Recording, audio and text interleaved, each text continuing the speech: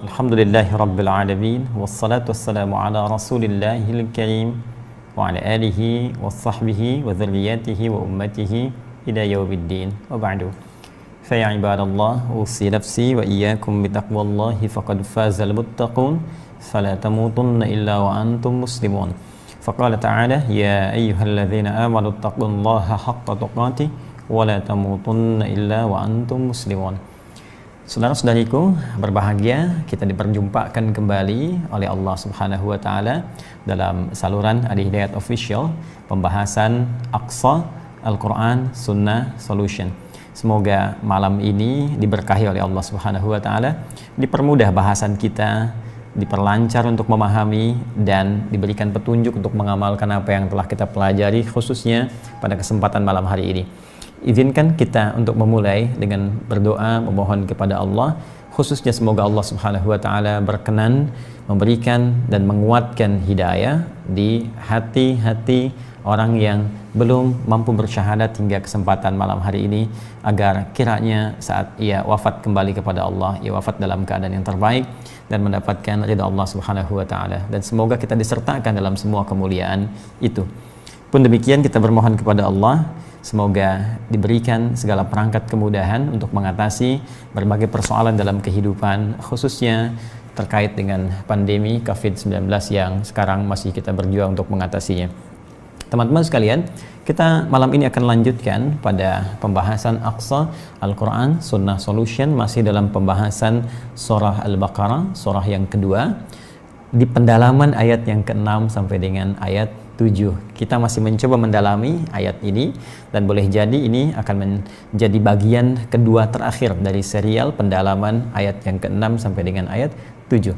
Makna besarnya sudah kita ulas, kemudian detil makna dari konteksnya sudah kita uraikan, dan pendalamannya terkait langkah-langkah strategis untuk bisa menjadikan peluang setan yang berusaha menjauhkan kita dari Allah Subhanahu wa taala, bahkan menjadikan setiap hamba memiliki satu keunikan dengan menutup hubungan dirinya kepada Allah Subhanahu wa taala.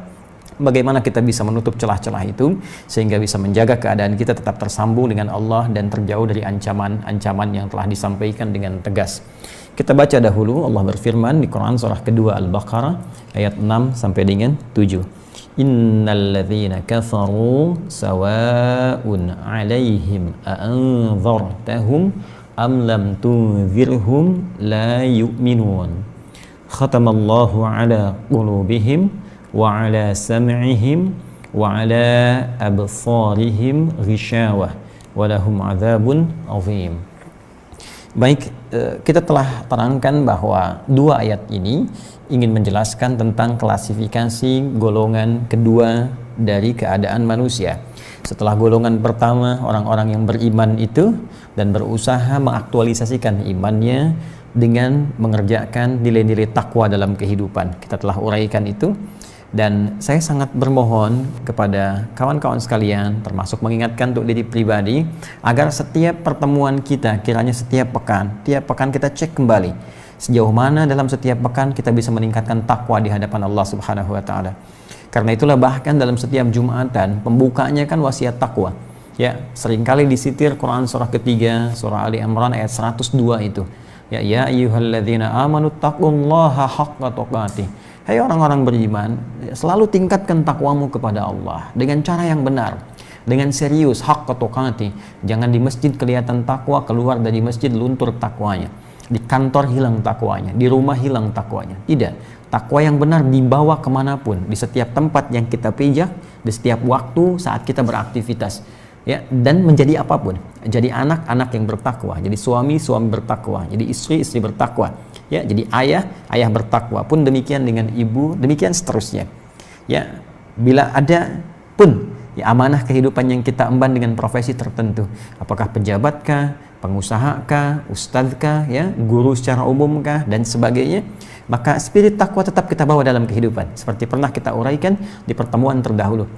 Ya, ciri yang pertama tentang sholatnya konsisten, ya, bagaimana dia bisa berbagi dengan hartanya, meningkatkan interaksi dengan Al-Quran. Cek setiap pekan, sepekan ini berapa sudah kita khatamkan Al-Quran, ya. Kemudian sholatnya berapa sudah kita tingkatkan dari sekedar fardu dengan sunnahnya, demikian seterusnya. Dan ukuran terakhirnya, ulaika ala hudan mir rabbihim wa ulaika humul muflihun. Orang yang senantiasa mengupgrade takwanya, maka apa yang Allah berikan kepada golongan ini, Allah akan selalu memberikan pendampingan dengan hidayah, dengan pedoman, dengan petunjuk, ya, yang mengiringi setiap langkah kehidupannya, sehingga langkah hidup yang ia tempuh, aktivitas yang ia kerjakan, dimanapun titian ia lakukan, selalu lekat dengan falah. Ya, wa ulaika humul muflihun. Ada kegembiraan, kesenangan, kedamaian, kesuksesan puncaknya.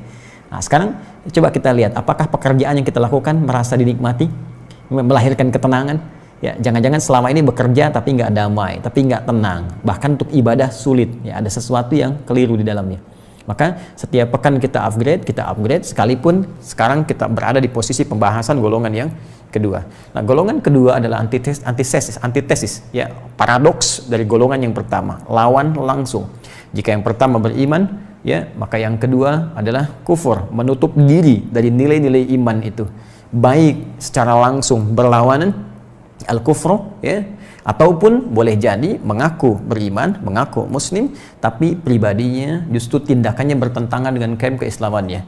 Dia menutup diri, menjauh dari Allah, bahkan mohon maaf sangat secara langsung, ya, bertentangan, bahkan menentang nilai-nilai ketaatan yang dibangun baik dalam Al-Quran ataupun Sunnah Rasulullah SAW. Ya, ada orang Islam meninggalkan salat, padahal ciri orang Islam yang bertakwa salat. Orang Islam gak mau zakat sehingga disebut dengan kafar. Ya, masih ingat ayatnya? La in syakartum la azidannakum wa la in kafartum. Ya, jadi ada beberapa pengingkaran-pengingkaran yang dia kerjakan untuk melanggar ketentuan dalam syariat sekalipun mengklaim dirinya muslim. Dan puncaknya, bahkan ada orang yang mengaku muslim, ya, mengatakan dia beriman tapi secara frontal menentang hukum-hukum yang telah Allah tetapkan dan tidak mengakui beberapa ayat-ayat bahkan yang sharih secara jelas ya dimaksudkan untuk hukum tertentu.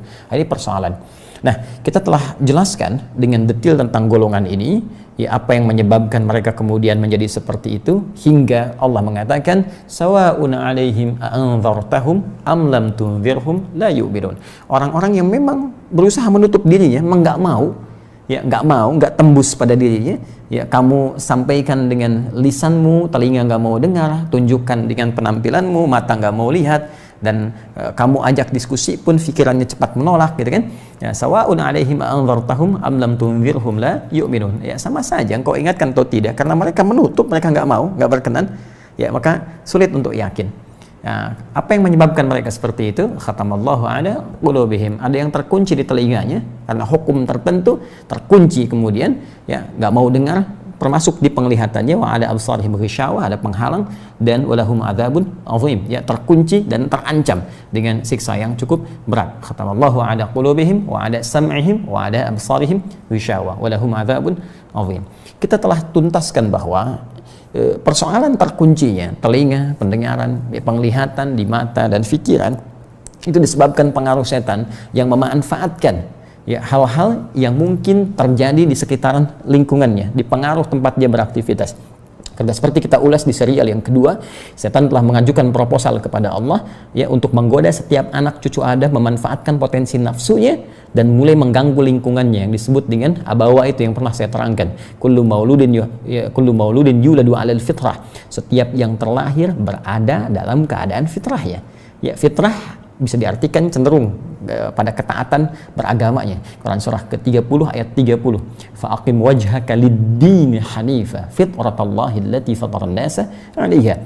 Maka tegakkan dirimu, hadapkan sepenuhnya patuh pada ketentuan din yang benar. Yaitulah fitrah yang telah Allah tetapkan pada setiap manusia. Jadi fitrah manusia itu cenderung mengikuti ketentuan agama. Di antara ketentuan agama itu menjunjung tinggi nilai-nilai kebenaran. Ya, karena itu seseorang yang mengatakan belum beriman pun hatinya akan cenderung pada kebenaran. Silahkan Anda cek, cukup menjadi manusia, maka hatinya akan membawa Anda pada kebenaran dan menolak satu hal keburukan. Ya, kalau ada dusta, hati pasti menolak. Kalau ada sombong, hati pasti menolak. Karena kecenderungan hati itu fitrahnya cenderung pada nilai-nilai kebaikan dan kebenaran. Dan konsepsi kebaikan dan kebenaran itu bingkainya, frame-nya adalah din, agama. Dan din yang memiliki nilai-nilai tadi dengan ketentuan yang telah diuji kebenarannya, Ya, itu adalah Islam. Sehingga Allah kemudian langsung berikan statement di Quran surah ketiga ayat 19, innad dina indallahil Islam. Dan sampai sekarang pun masih diperkenankan setiap orang untuk bisa mengkaji. Silahkan kaji dalam Islam, riset lagi, baca, pahami ayatnya, petunjuknya, dan seterusnya. Nah, kembali pada persoalan kita, setan memanfaatkan lingkungan tempat beraktivitas, yang dalam lingkungan ini ada 3-4 faktor yang dimanfaatkan oleh setan sehingga menjadikan manusia menutup diri. Masih ingat di pertemuan yang lalu kita coba kaitkan di ayat yang ke-6 surah Al-Baqarah ini dengan ayat ke-10 di surah Ali Imran.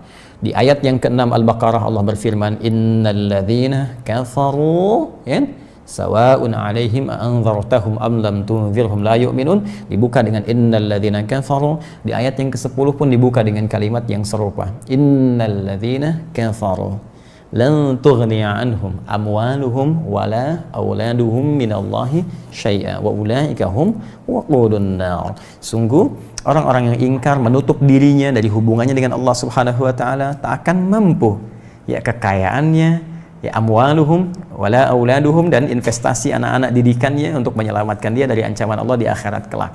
Ya, amwal jamak dari kata mal dengan 3 turunan utama yang bagian satunya telah kita tuntaskan di pertemuan yang lalu. Mal bisa diartikan dengan harta benda. Ya, harta benda. Kenapa harta disebut mal? Dari kata mala yamilu, ada yang menyebutkan demikian, mailan, ya, dan karakteristik yang menjadi mal isimnya condong, cenderung, doyong.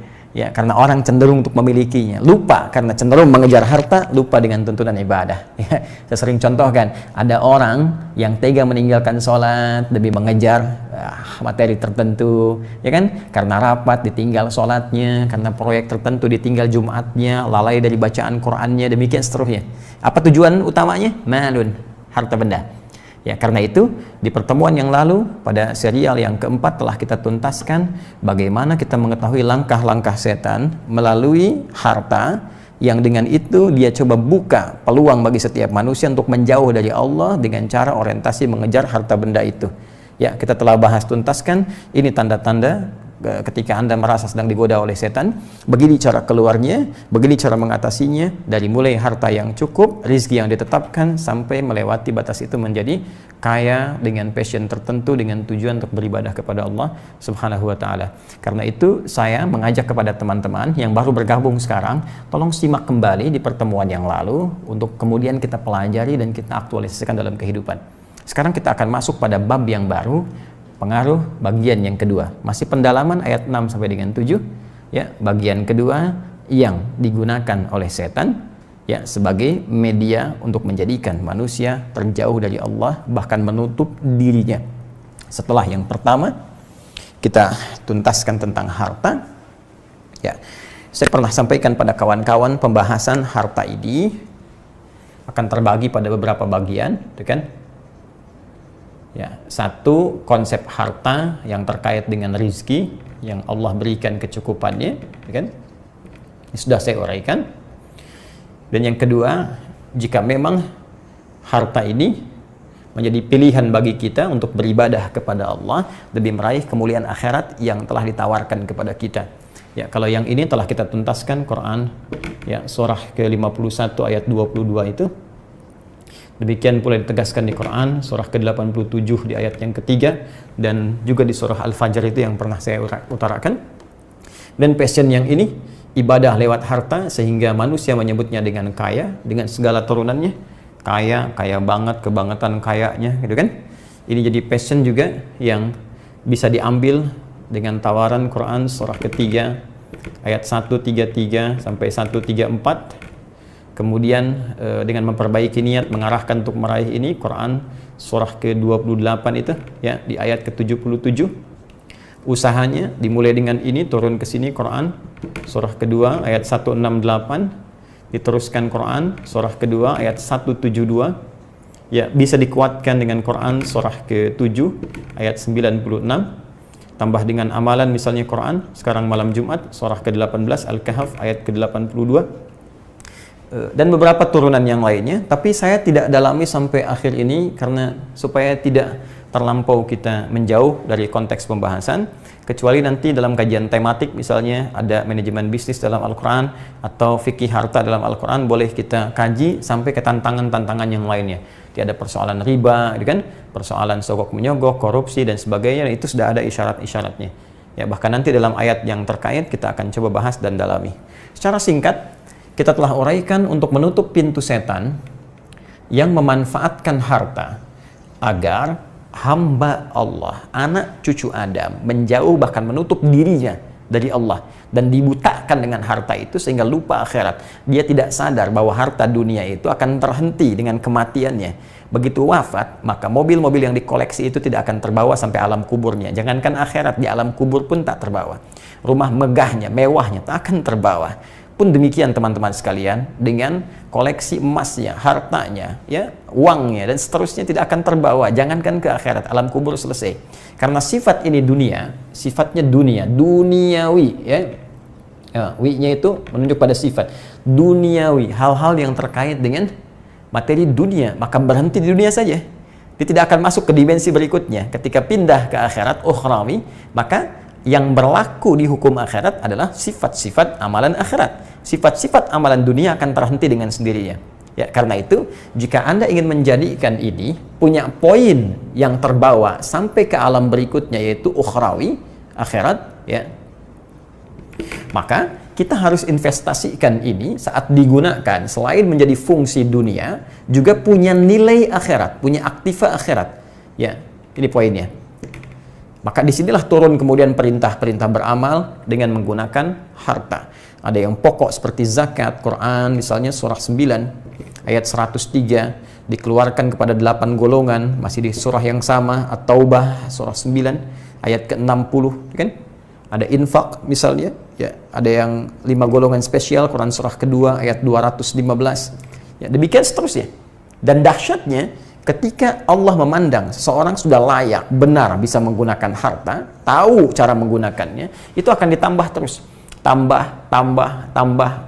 Seperti Allah tambahkan kepada sahabat Uthman bin Affan radhiyallahu taala anhu, Abdurrahman bin Auf radhiyallahu taala anhu, dan sahabat-sahabat mulia lainnya yang terkenal sangat kaya, ya, kebangetan kayanya, tapi mampu mengelola kekayaan itu sehingga menjadi investasi akhirat yang nyata. Sampai sekarang masih ada asetnya, sampai sekarang masih dikenang kisahnya, dan sampai sekarang masih dituliskan bahwa orang-orang terbaik itu dalam keadaan posisi sedang kaya banget pun, kebangetan kayanya, masih juga kebangetan tahajudnya.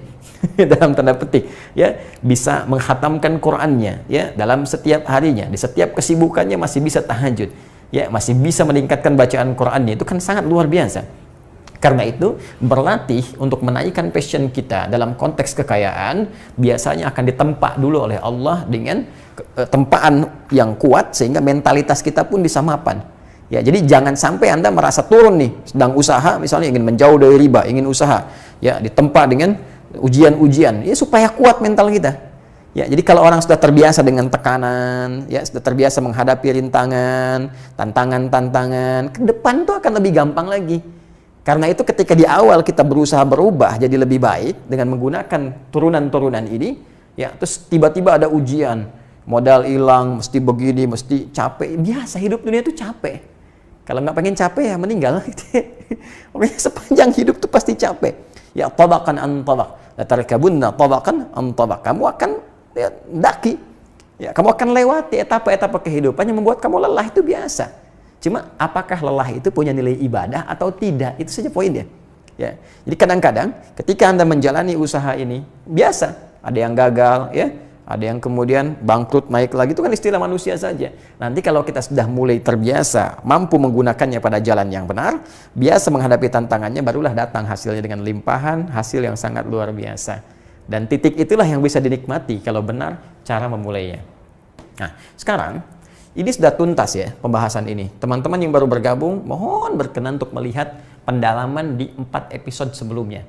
Ya, telah jelas kami terangkan, tinggal memang bagian terakhirnya tidak saya optimalkan karena nanti ini masuk kepada bahasan tertentu saat masuk kepada topiknya, yaitu tuntunan usaha dalam Al-Quran untuk mengambil passion ini supaya tidak terlampau menjauh dari inti yang ingin disampaikan dari Quran surah kedua ayat 6 sampai dengan 7.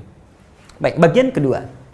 Selain harta, ada juga yang kedua yang memang terkait erat korelasinya dengan harta. Ya.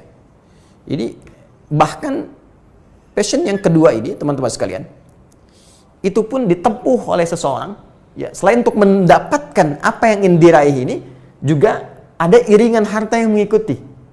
Jadi ujung-ujungnya kembali ke sini juga. Ya. Apa itu? Tahta. Ya, kedudukan. Ya. Apa itu? Tahta, jabatan, kedudukan. Ini poinnya. Erat ya? Ini selalu terkorelasi nih. Bukankah kecenderungan orang meraih tahta itu untuk mendapatkan akses kemudahan harta? Ya. Karena itu seringkali tahta dengan harta itu diidentikan dalam satu pemaknaan diksi mala yamilu, mail. Ya, mal. Ini kan amwal, ya. Amwal. Ini kalau kembali ke Quran surah ketiga Ali Imran ayat 10. Ya, Quran surah ketiga ayat 10. Innalladzina kafaru. Ini menarik nih, teman-teman. Jadi kalau kita buka di mushaf standar ya, standar misalnya, yang mungkin boleh jadi akan sedikit berbeda, tapi kalau kembali kepada ukuran yang standar, ini akan ditemukan posisi yang sama. Al-Baqarah ayat 6 dengan kalimat innalladzina kafaru itu berada di sebelah kanan paling atas, pojok. Nah, Ali Imran ayat 10 pun paling kanan sebelah atas. Ya. Jadi ketika yang ini innalladzina kafaru kan sawa'un 'alaihim anzartahum, yang ini Ali Imran ayat 10 innalladzina kafaru lan tughniya anhum amwaluhum. Ya, sungguh orang-orang ingkar yang berusaha menutup dirinya, nggak mau terhubung dengan Allah. Kenapa? Karena mereka cenderung fokus nih untuk mencari amwal. Ya, jama' ini jama' bentuknya. Kalau jama' ini menunjukkan sifat banyak kan? Minimal lebih daripada satu kan? Baik. Mal, jama' dari kata mal. Bisa diartikan konteksnya dengan harta. Bisa diartikan mal yang kedua ya dengan tahta. Karena memang tahta biasanya dijadikan jalan pintas untuk bisa mendapatkan limpahan harta. Dan sifat tahta pun masuk dalam kategori mala yamilu mailan.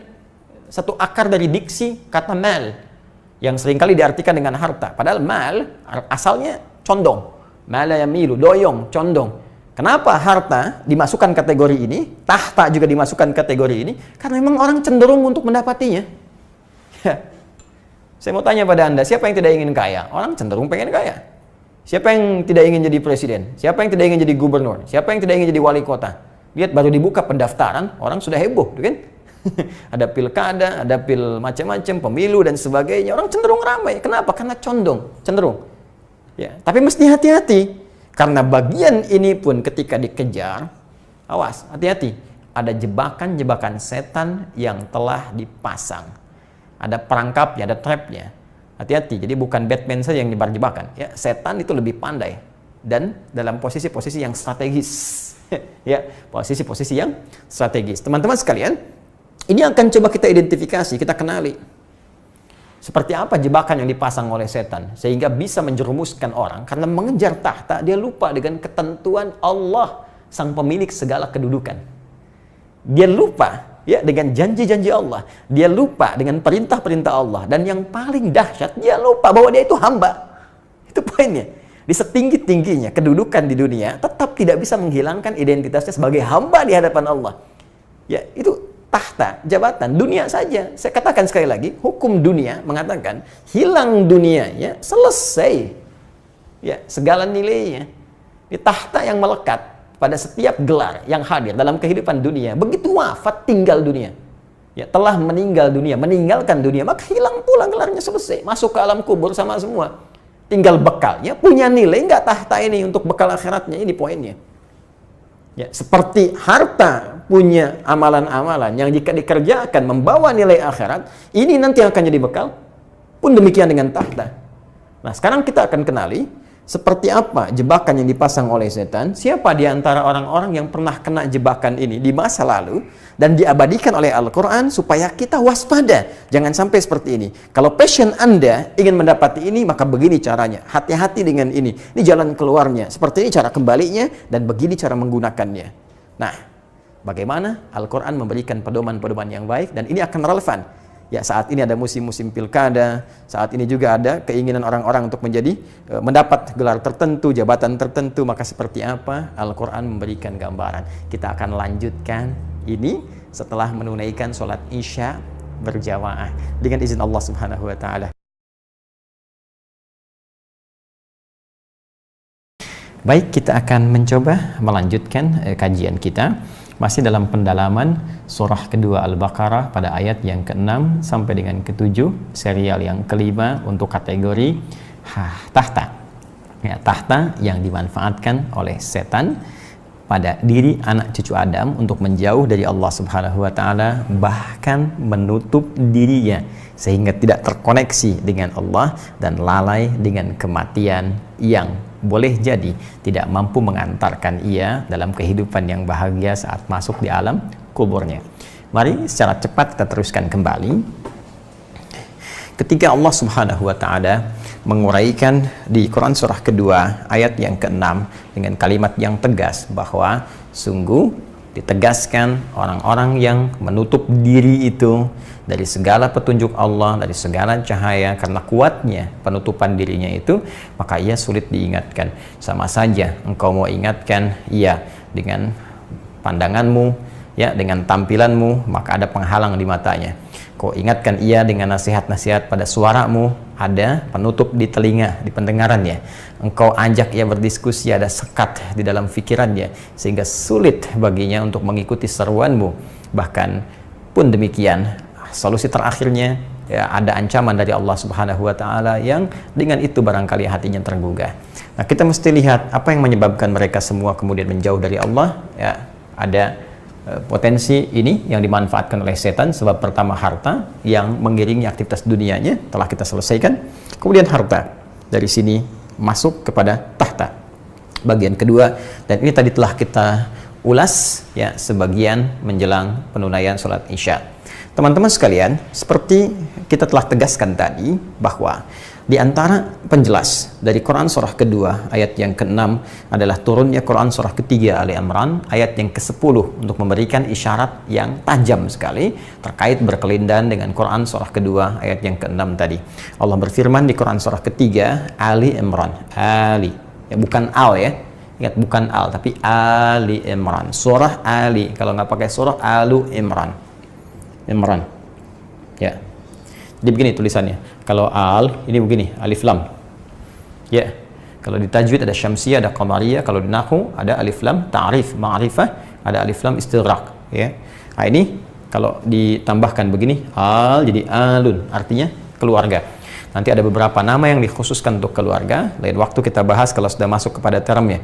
Ya, ada ailah, satu, ada usrah, dua, ya, ada lagi alun, tiga, ada ahlun, empat. Setiap diksinya punya penekanan berbeda.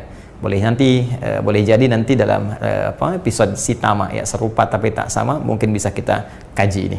Kita teruskan. Surah ketiga Ali Imran ayat yang ke-10. Innalladzina kafaru, dengan diksi yang serupa tapi penekanan yang berbeda. Di tafsir, ingat ya, penjelas yang mirip-mirip, kata yang serupa, itu tidak ada pengulangan dalam Al-Quran. Yang ada adalah taksisan li ma'nan jadid, penegas kepada makna yang baru. Inilah keunggulan Al-Quran. Sekalipun diksinya terlihat serupa, tapi ternyata maknanya beda dengan yang sebelumnya. Ada penekanan pada sesuatu yang baru. Ya, kenapa bisa serupa dengan sebelumnya? Ada hikmah di situ. Nanti kita akan lihat. Ya, bisa jadi bermakna taukid, penguat pada yang telah disampaikan dengan penekanan pada makna yang baru. Itu yang sulit ditemukan dalam untayan-untayan kalimat biasa. Kalau bukan firman Allah, mustahil mendapatkan uraian yang singkat, padat, jelas, bermakna, lugas, dan tajam, terpercaya. Baik, saya izin hapuskan dulu ini untuk bisa memberikan ilustrasi lebih dalam.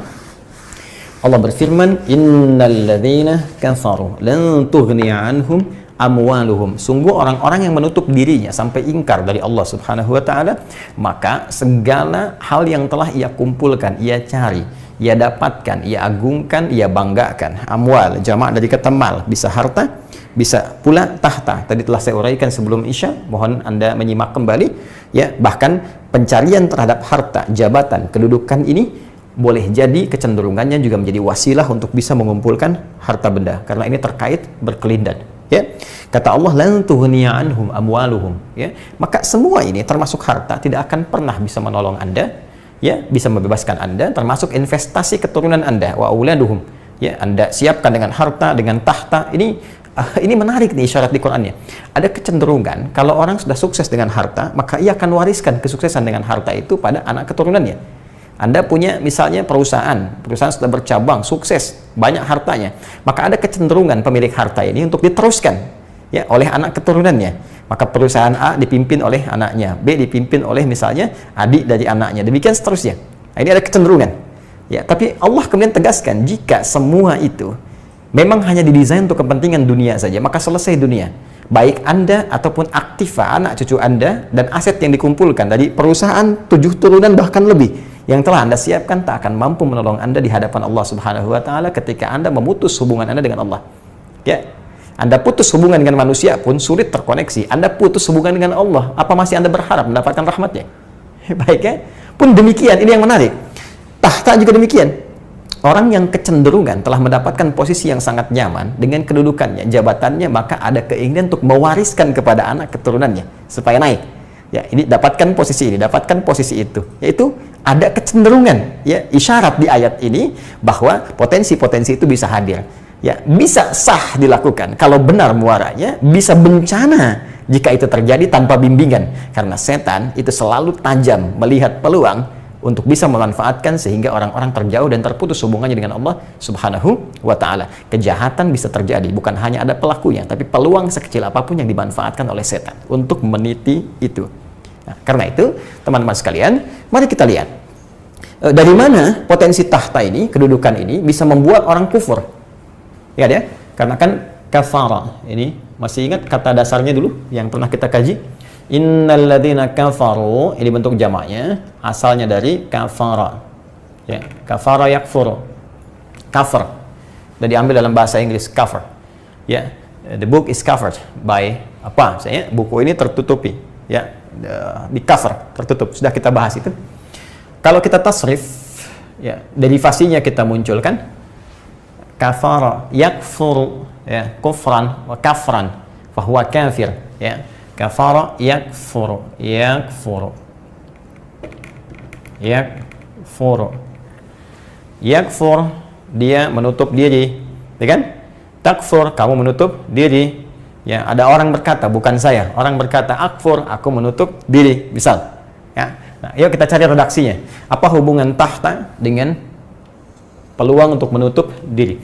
Kita lacak redaksi ini dalam pengingat yang disampaikan oleh Nabi Sulaiman alaihissalam. Satu-satunya Nabi di muka bumi yang diperkenankan oleh Allah mendapatkan kedudukan tahta tertinggi yang tidak akan pernah diraih oleh orang selain beliau. Ya, bahkan dalam doanya pun minta spesifik kepada Allah, aku saja yang diberi, orang setelahku tidak. Itu kita temukan di Quran surah ke-38. Surahnya surah Sad, ya, Sad. Di ayat yang ke-35. Anda bisa cek lagi, ya. Tolong diingatkan kalau keliru, kita cek ya. Qala rabbighfirli wa habli mulkan la yanbaghi li ahadin min ba'di. Perhatikan kalimatnya. Qala rabbighfirli. Maka Nabi Sulaiman alaihissalam berdoa kepada Allah, ya Allah, mohon perkenan ampuni saya. Tuh. Anda bisa terbayang ya, pemilik tahta tertinggi dalam kehidupan di dunia yang bisa menaklukkan bukan hanya dunia kemanusiaan, jin pun ditaklukkan, setan dibelenggu, angin-angin ditundukkan, ya. Kalau Son Goku, Songgohan itu hayalan, Dragon Ball itu hayalan, ya.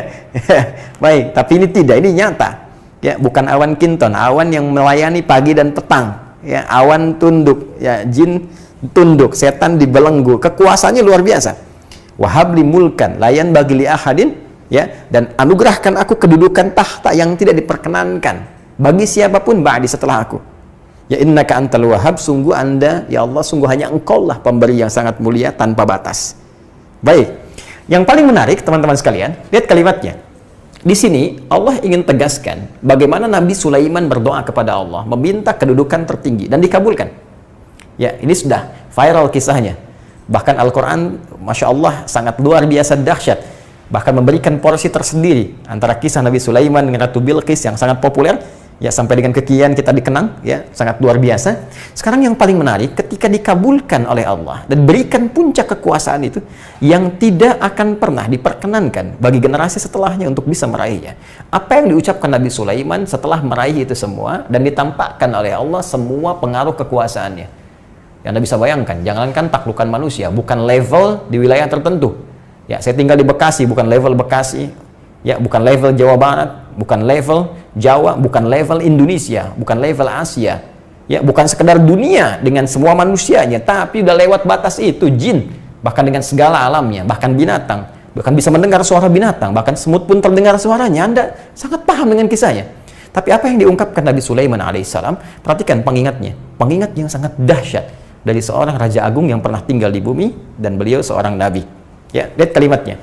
Kita lihat Quran surah ke-27, ya, An-Naml, surah tentang semut. An-Naml, surah tentang semut, ayat ke-40. Ya, perhatikan pertengahan ayatnya. Ketika beliau berdoa memohon kepada Allah, ya, dan bersyukur kepada Allah atas semua limpahan anugerah yang diberikan. Ketika terjadi di sini, ya, pertarungan ide dan kemampuan antara Ifrit, ya, satu bangsa jin, pembesar jinnya dengan seorang hamba yang saleh, dan nampak itu di hadapan Nabi Sulaiman alaihissalam yang memegang semua kuasa yang dikehendaki oleh Allah pada saat itu. Apa kalimat beliau? Hadza min fadli rabbi. Ini adalah keutamaan yang Allah telah titipkan kepadaku. Tahan. Liyabluwani aashkuru am akfur. Untuk menguji saya, apakah saya bersyukur dengan kekuasaan ini yang Allah titipkan kepada saya, am akfur. Nih, kalimatnya dapat. Kafara yakfuru kufran, yakfuru akfuru nakfuru yakfuru takfuru. Ya, ternyata beliau mengatakan untuk menguji. Jadi kekuasaan tahta ini ujian, kawan-kawan sekalian. Ini ujian, jabatan itu ujian. Ayo teman-teman yang ingin mengambil passion di dunia ini dengan meraih tahta, jabatan, kedudukan, yang sedang mengejar, yang sedang berkompetisi, ya, menghadiri konstelasi untuk mendapatkan jabatan tertentu. Ingat, yang Anda kejar itu ujian. Kalau Anda dapat, maka pertaruhannya dua. Aashkur, apakah saya bersyukur dengan itu semua? Nanti kita simpan bahasanya. Am akfur, apakah aku dipedaya oleh setan dengan menggunakan jabatan itu, kekuasaan itu, supaya ingkar dari segala ketentuan Allah dan puncaknya memutus hubungan dengan Allah. Ini dalil yang sangat jelas yang diisyaratkan langsung oleh Al-Quran bahwa betapa kekuasaan itu, betapa tahta itu, betapa jabatan, kedudukan itu menjadi potensi yang sangat strategis bagi setan untuk dimanfaatkan guna menjauhkan setiap hamba Allah dari ketaatan pada Allah, baik itu ingkar dari hukum-hukumnya, ingkar dari perintahnya, atau bahkan menutup secara langsung hubungannya dengan Allah Subhanahu wa Ta'ala. Kalimatnya jelas, liyabluwani aashkuru am akfur. Kalimat terakhirnya. Nih. Nah, adakah kemudian yang diabadikan dalam Al-Quran untuk memberi contoh kepada kita, ya, penyimpangan dari kedudukan ini, penyimpangan dari tahta jabatan ini yang menjadikan hubungan seseorang terputus dengan Allah. Ini nanti yang akan jadi pengingat bagi setiap teman-teman, saudara-saudariku dimanapun Anda berada, yang memilih passion tahta ini, ya, sebagai bekal kehidupannya untuk pulang. Hati-hati. Jadi ini kita turunkan supaya pengingat bagi Anda. Ya, seharusnya boleh jadi mungkin bagi setiap muslim, kalau Anda belajar dengan benar, itu kan sudah ada porsinya. Saya sering sampaikan, cuman dalam Islam, ya, yang punya pedoman yang sangat lengkap, komprehensif, dari masalah yang paling sederhana sampai persoalan yang paling kompleks. Dan setiap passion itu ada petunjuknya. Ada petunjuknya. Termasuk ketika Anda memilih misalnya, dengan passion ini saya ingin ambil tahta, ambil kedudukan, ambil jabatan. Apa pedomannya? Ya, jelas dari mulai petunjuk ini yang harus dikerjakan sampai juga penjelas ini tantangan yang akan dihadapi. Hati-hati, kamu akan hadapi ini. Jika Quran sudah mengatakan demikian, pasti terjadi. Ya, saya sering katakan, yang membuat sesuatu akan lebih paham dengan ciptaannya. Anda membuat mobil, Anda mengerti tentang mobil yang Anda buat. Anda bikin handphone, sangat paham dengan handphone yang telah Anda buat. Allah menciptakan kita manusia, sangat mengerti dengan keadaan yang terjadi pada setiap manusia. Dari sebelum ada, sedang ada, sampai berakhir kehidupannya. Dan semua yang terkait dengannya. Sangat dipahami. Sekarang pencipta kita menyampaikan informasi, dan ini informasi yang paling otentik, paling valid. Anda mencari dimanapun tidak akan ditemukan. seakurat ini. Perhatikan kalimatnya, ya. Baik, sekarang kita akan gali. Siapa di antara manusia yang pernah terpedaya oleh setan menggunakan kedudukannya dengan melampaui batas, sehingga dengan itu dimanfaatkan oleh setan menjauh dari Allah, bahkan di antara mereka bukan sekedar menutup diri, tapi ada yang mendeklarasikan sebagai Tuhan. Ini yang paling bahaya. Ya, di Indonesia paling banter ngaku nabi ya. Ya, ngaku nabi. Rumus dari Rasulullah itu gampang. La nabiyya ba'di. Nggak ada nabi setelah saya. Ini mengandung dua kalimat. Yang pertama isyarat ada orang ngaku nabi setelah Nabi Muhammad, itu terbukti. Ya, ini diantara kebenaran nubuat Rasulullah SAW, setelah Nabi wafat akan ada orang ngaku nabi. Ya. Nah, lalu yang kedua langsung kalimat singkat, la, tolakannya tidak. Jadi kalau ada yang ngaku nabi langsung tolak. Ya, tolak. Nah, jadi sampai kekinian ya di Indonesia itu ngaku ini ngaku itu, bukan cuma di Indonesia, telat itu. Ya, di tempat lain pun bisa terjadi. Ya, mungkin paling tinggi yang ngaku malaikat. Ya, pernah ada ngaku malaikat dan bisa mendaratkan malaikat Jibril di Monas pada saat itu. Ya, kemudian ditangkap oleh kepolisian setempat dan dihukum 2 tahun. Ya, polisi kita itu luar biasa. Jangankan teroris, malaikat ditangkap dia. Dulu ya, yang seperti itu kita support ya. Ya, balik sini, teman-teman. Nah, sekarang kita lihat, teruskan ayatnya. Tadi kita di ayat ke 10 ya, Quran surah 3. Quran surah 3 di ayat 10. Ayat. Ini korelasinya ya, kita baca. Innal ladzina kafaru lan tughni 'anhum amwaluhum wala auladuhum minallahi syai'a wa ulaika hum waqudun nar. Perhatikan di ujung ya, ayat ke-7 di Al-Baqarah, ketika Allah mengatakan khatamallahu 'ala qulubihim wa 'ala sam'ihim wa 'ala absarihim ghishawa wa lahum 'adzabun 'adzim. Ya, orang-orang ini yang berusaha menutup pendengarannya dari petunjuk Allah, pandangannya dari hidayah Allah, pikirannya dari segala resapan-resapan yang Allah tanamkan pada jiwanya, dia tutup semua itu, maka diancam walahum adzabun 'adzim. Apa di antara ancamannya? Diteruskan di Quran surah ketiga ayat 10. Wa ulaika hum waqudun nar. Orang-orang ini kalau nggak tobat bisa jadi bahan bakar neraka. Waqudun nar. Siapa jadi bahan bakarnya? Itu yang paling bawah tuh. Yang paling dalam. Udah dikasih kehidupan, gini aja lah, Anda dikasih modal bekerja. Seseorang memberikan Anda modal. Nih, bekerja. Silakan ya, banyak sekali. Dicukupkan, bekalnya dikasih, ada investasinya, ada macam-macamnya. Kalau kurang ditambahkan, Anda dirawat. Tiba-tiba, setelah Anda menjalani itu semua dan merasa sukses, Anda melupakan orang yang memberikan jasa kepada Anda. Bahkan memutus hubungannya. Bagaimana perasaannya? Bahkan ada di antara mereka yang langsung jadi anti. Ya, dalam dunia kemanusiaan saja ada rasa-rasa yang tidak nyaman. Sekarang Allah yang memberikan segalanya. Anda perlakukan demikian kepada Tuhan yang memberikan segalanya. Maka pantas Allah mengatakan, jika memang itu pilihannya, bahkan menantang Allah, Anda menantang manusia saja, belum tentu bisa nyaman kehidupannya. Sekarang Anda tantang Allah, mau lari kemana? Ya, pulang ke akhirat. Wa ulaika hum waqudun nar. Makanya di Al-Baqarah ayat ke-7 dijanjikan walahum adzabun 'adzim, mereka akan mendapatkan siksa yang dahsyat. Apa di antara dahsyatnya? Jadi bara api neraka. Ya, jadi bara api neraka. Wa ulaika hum waqudun nar. Nah, ini belum selesai. Ayat 11-nya, ayat 10. Ayat 11-nya, ini ayat 10. Ayat 11-nya langsung diberi contoh. Siapa di antara manusia yang pernah kemudian secara dahsyat menyimpang dari ketentuan Allah, menutup dirinya dan disiapkan jadi bara api neraka. Teruskan, kada bi ali fir'aun walladzina min qablihim kadzabu bi ayatina fa akhadhahumullahu bi dhunubihim wallahu syadidul iqab. Contohnya kada bi ali fir'aun. Ya, ali fir'aun. Ada ali Imran, ada ali Fir'aun. Beda. Kada bi ali fir'aun.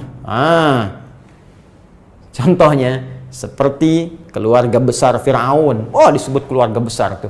Nah, di sini nanti kita akan lihat bukan cuma keluarga biologis nih, ya. Awas, hati-hati. Nanti yang disebutkan koleganya, Fir'aun dan koleganya di sini, keluarga besar Fir'aun.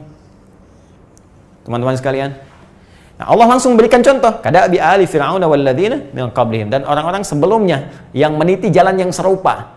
Di sebelum Fir'aun nanti ada, nanti kita contohkan, ya, kita contohkan. Nah, cuma yang paling populer, yang paling viral itu kisah Fir'aun. Ya. Fokus baik-baik. Apa yang dikerjakan oleh Fir'aun ini? Kalau sudah Fir'aun, ini Fir'aun itu kan gelar. Bukan nama orangnya. Ya, Faraoh kan? Ya, ini gelar bagi Raja Mesir, ya. Faraoh. Fir'aun, di bahasa Arabnya Fir'aun, gelar bagi Raja Mesir. Rumusnya begini, rumusnya. kalau disebutkan satu gelar tertentu, ya, yang tidak langsung menyebut namanya dengan terang, ya, peristiwa terjadinya kapan, itu biasanya menunjukkan isyarat bahwa hal demikian akan terjadi lagi di masa depan dengan tokoh yang berbeda, ya, dengan perbuatan mungkin yang tidak sama tapi substansinya serupa, atau bahkan bisa jadi sama tapi tokohnya berbeda, tempatnya tidak sama, dimensinya berbeda. Sebaliknya, jika langsung disebutkan namanya dengan terang, ya, bukan inisial, namanya disebutkan, kejadian disebutkan dengan jelas, ini menunjukkan bahwa kejadian itu hanya akan terjadi pada orang dimaksud dan tidak akan dialami pada orang yang lainnya dimanapun, ya, seperti Maryam alaihissalam, wa Maryam ibnata Imran, dan Maryam anak perempuannya Imran, bisa mengandung, bisa melahirkan tanpa disentuh laki-laki manapun. Ingat, redaksi Qurannya tanpa disentuh, walam yamsasni bashar, nggak pernah disentuh laki-laki manapun. Artinya yang bisa mengandung, melahirkan tanpa disentuh laki-laki manapun cuma Maryam, dengan keistimewaan yang spesial yang diberikan oleh Allah hanya untuk Maryam saja. Ya, kalau misalnya ada yang mengaku saya bisa mengandung, melahirkan, ada anak tanpa bapak, ya itu banyak, ya, tanpa bapak, tapi nggak pernah disentuh laki-laki manapun, cuma Maryam binti Imran. Jelas ya? Ini sekarang Fir'aun.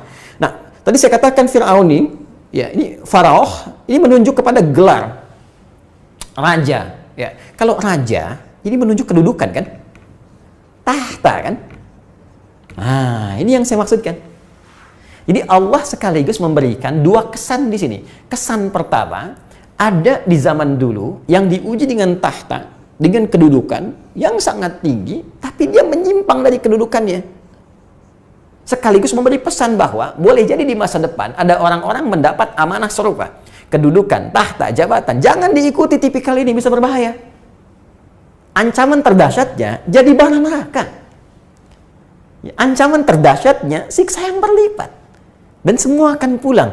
Tunjukkan pada saya di mana penguasa-penguasa yang pernah hadir di bumi yang hidup sampai saat ini. Semua wafat. Ya. Fir'aun, Namrud dan sebagainya, ataupun yang soleh-soleh, ada banyak. Nabi Sulaiman yang paling populer, itu kan Dzulkarnain yang paling populer, pemilik timur dan barat, meninggal juga, kisahnya abadi. Tinggal Anda ingin menuliskan kesan apa? Apakah soleh atau salah? Sejarah selalu mencatat setiap titik perbuatan manusia hanya bisa dikenang dengan dua kriteria. Tuliskan yang terbaik, ya, dengan nilai-nilai yang saleh, atau tuliskan yang terburuk dengan nilai-nilai yang salah. Tergantung bagaimana Anda ingin dikenang. Tapi kenangan bukan hanya sekadar hadir di dunia, tapi menjadi bagian yang dipertanggungjawabkan di hadapan Allah ketika pulang ke akhirat nanti dengan segala perjanjian yang telah disepakati. Saleh mendapatkan bagian rahmat, salah mendapatkan janji azab. Bahkan di antara azab itu ada yang menjadikan sebagai bahan bakar neraka. Nah, jadi ini poinnya. Nah, sekarang kita lihat apa yang dilakukan oleh Fir'aun ini, ya, sehingga diberikan ancaman yang dahsyat oleh Allah. Bahkan dijadikan model yang utuh. Ini bukan cuma kisahnya, jasadnya. Anda bayangkan. Jadi kalau sudah melihat jasad dan tahu kisahnya, ya, masih diikuti juga. Ini keterlaluan ini. Saya tidak tahu istilah apa yang harus diungkapkan. Ya, Anda kan kalau diberi contoh, ini kisahnya. Oh, kisah ya. Dikasih referensinya, ini referensinya. Anda yakin. Setelah itu, hakul yakin. Ya, diperlihatkan langsung. Ini loh, jasadnya. Dia utuh, masih ada, masih bisa diamati, melewati setiap abad, nampak masih belum yakin juga dengan cara apa lagi itu. Mesti diingatkan. Ya. Nah, teruskan. Sekarang kita lihat bagaimana kesan yang ditampilkan oleh Al-Quran tentang Fir'aun ini. Seperti apa penyimpangannya? Jadi teman-teman gini, penyimpangan tahta, kekuasaan jabatan, itu bahasa Arabnya disebut dengan togha namanya. Ya, togha. Togha. Penyimpangan dari harta disebut bagho namanya. Kemarin tahu belajar harta kan? Nah, kalau hartanya digunakan pada hal yang tidak dikehendaki oleh Allah Subhanahu wa taala, pakai beli minuman keras, kan? Pakai miras santika, pakai beli narkotika, pakai beli sabu, pakai beli ganja macam-macam, ya, dipakai untuk korupsi, dipakai untuk nyogok macam-macam, itu tidak dikehendaki. Penyimpangan lewat harta disebut bagho. Karena itu Qarun, ya, ini semasa dengan Fir'aun, nanti saya terangkan di akhir. Ketika Qarun menyimpang, ya, dengan menggunakan harta pada hal yang tidak dikehendaki Allah, disebut penyimpangannya dengan bagho. Ya, buka Quran surah ke-28. Al-Qasas. Al-Qasas. Di ayat ke-76. Ya. Paling kiri agak sedikit ke bawah. Inna Qaruna kana min qaumi Musa. Inna Qaruna, sungguh Qarun itu kana min qaumi Musa, termasuk dari kaumnya Nabi Musa alaihissalam. Jadi hidup di zaman Musa. Fabagha alaihim. Bagha tuh. Maka dia menyimpang dengan hartanya. Nah, ini penyimpangan harta disebut bagha. Penyimpangan tahta, kedudukan, membuat kebijakan-kebijakan ya yang menyimpang dari nilai-nilai kebenaran atau secara langsung melanggar ketentuan Allah atau memutus hubungan dengan Allah, itu disebut dengan tagha. Karena itu Fir'aun ya laknatullah alaih itu disebutkan oleh Al-Qur'an penyimpangannya dengan tagha. Buka misalnya Quran surah ke-79 An-Nazi'at. Dicek lagi teman-teman. An-Nazi'at ya wan nazi'ati gharqa dan seterusnya. Lihat ayat ke-17. Ketika Nabi Musa alaihissalam diperintahkan untuk berdakwah kepada Fir'aun, ya, apa kalimatnya? Idhhab ila fir'auna innahu tagha. Faqul hal laka ila an tazakka wa ahdiyaka ila rabbika fatakhsha. Ya, fa'arahu ayatul kubra, fahasyara fanada dan seterusnya, faqala ana rabbukumul a'la. Ini yang paling bahaya. Ini tagha, menyimpang. Dan penyimpangannya nggak main-main. Bahkan dia mengklaim sebagai Tuhan. Ya, tadi saya katakan orang sekarang paling banter ngaku nabi, sebagian malaikat. Ini Tuhan. Faqala ana rabbukumul a'la. Ya, saya Tuhan kalian yang paling besar. Tuhan kalian yang paling agung, Fir'aun. Nah, tapi yang mau saya tegaskan, perhatikan baik-baik. Apa yang terjadi dengan ini semua? Ini dimanfaatkan oleh setan untuk memutus hubungan dengan Allah Subhanahu wa taala. Dia mengaku Tuhan. Satu. Ya. Yang kedua, tagha, dia mulai menyimpang. Apa tindakan penyimpangannya? Dengan berbuat zalim. Ya. Zalim itu sebetulnya bahasa standar ya, menempatkan sesuatu bukan pada tempatnya. Itu zalim. Karena itu zalim menjadi makna yang luas, tergantung ya dalam konteks apa yang dipahami. Ya, harta bisa zalim, kekuasaan, kedudukan bisa zalim. Bahkan penghafal Quran bisa zalim. Ada. Yaitu di Quran surah ke-35 ya, ayat 32. Tsumma awrathnal kitaba alladzina istafaina min ibadina. Kami wariskan Al-Qur'an pada hamba-hamba terpilih. Cuma sayang, wa minhum zalimun li nafsi. Ada orang yang zalim, hafal Quran zalim. Zalim itu asalnya menempatkan sesuatu bukan pada tempatnya.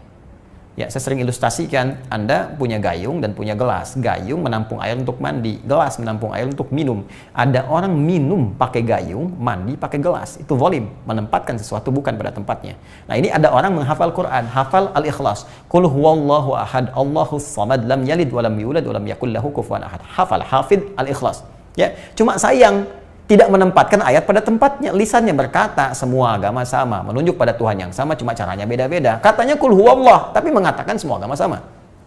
Ini zalim.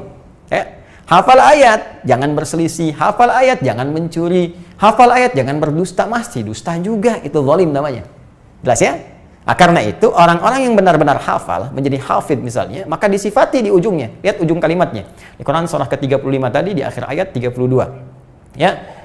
Ketika Allah mengatakan wa minhum zalimun li nafsihi wa minhum muqtasid wa minhum sabiqum bil khairati biidznillah. Penghafal Quran yang benar akan menjadi pionir kebaikan dalam setiap titian, sikap dan sifatnya. Perilakunya, aktivitasnya. Karena itu sering katakan hafid yang benar pasti good looking. Ya, tidak akan pernah kemudian nggak enak dipandang, nggak enak kata-kata, bad attitude ya. Dan seterusnya.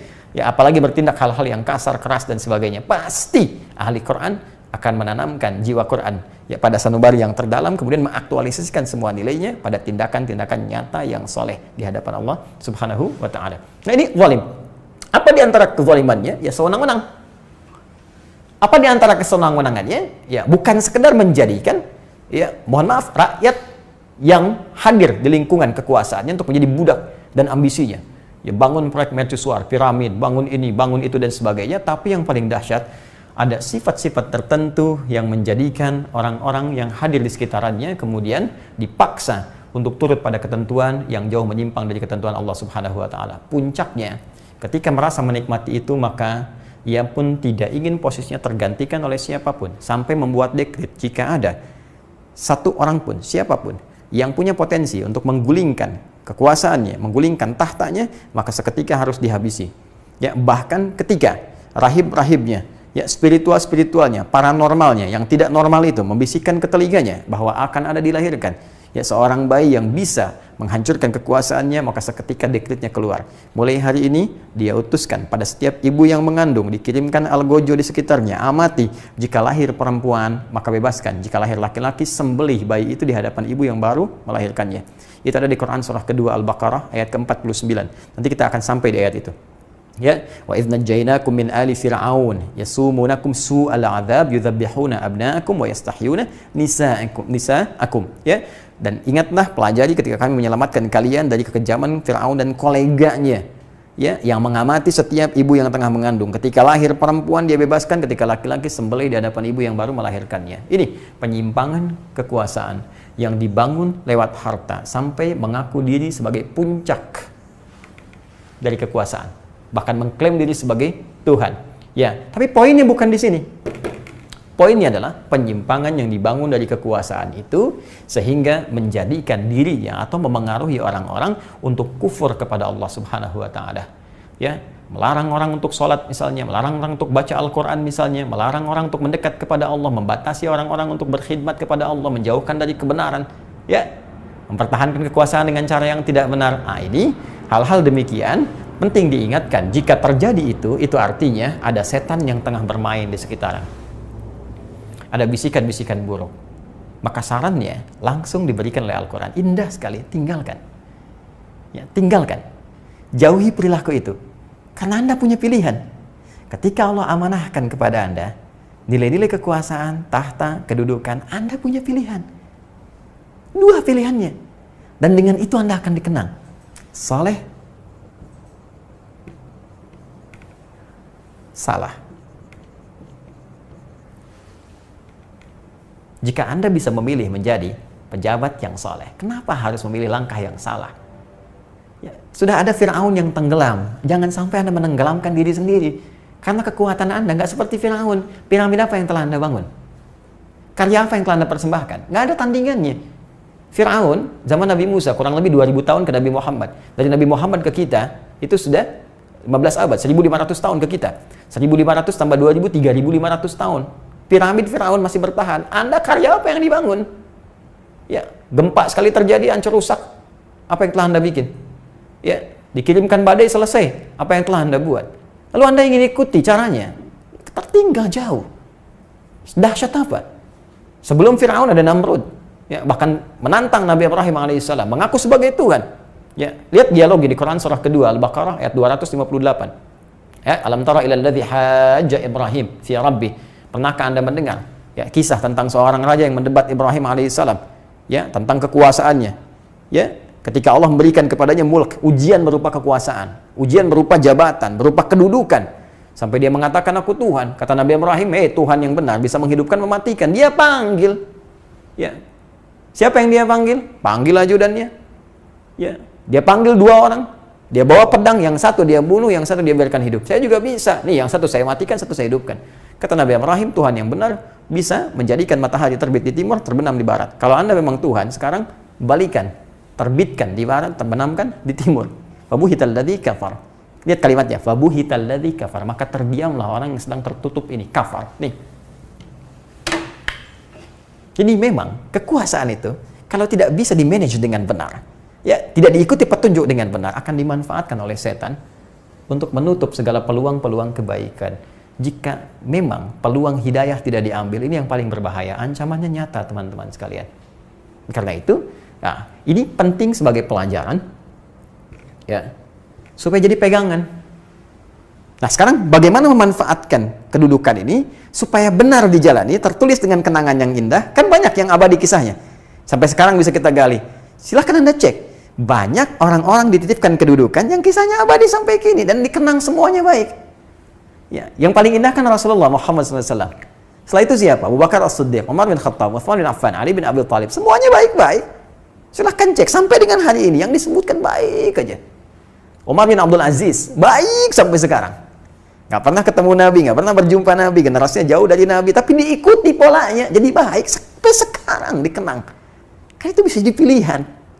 Ya, itu pilihan teman-teman. Apapun yang kita ambil, ingat sifatnya tahta, kedudukan. Dari level terkecil pun, misal di sistem kita misalnya, ya, dari setingkat RT, RW, ke atasnya misalnya ada lurah, ada camat, ada bupati atau selevel wali kotanya ke atas sampai ke gubernur, sampai ke presiden, ya, ada level-level menterinya, ada level ke bawahnya lagi di militernya misalnya, level panglima ke bawahnya lagi, ya, sampai kedudukan tuh diraih.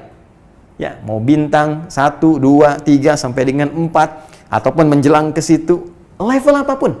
Di perusahaan ada pimpinan dari level misalnya ya manajer sampai ke direkturnya, atau ada yang bagian komisarisnya, sepanjang itu membawa aroma tahta, ya, membawa nilai jabatan, bahkan dituliskan dalam dunia kemanusiaan pejabat, pejabat pembuat akta tanah, pejabat ini, pejabat itu, pejabat yang memegang jabatan. Sepanjang itu melekat, maka pasti ada potensi-potensi ini. Kalau nggak percaya silahkan, akan hadir bisikan-bisikan setan di sekitaran yang membuat peluang Anda mendekat kepada Allah celahnya dipersempit. Kalau tidak tahu ilmunya, maka yang terjadi adalah menjauh dari hukum Allah Subhanahu wa taala. Ini yang paling berbahaya.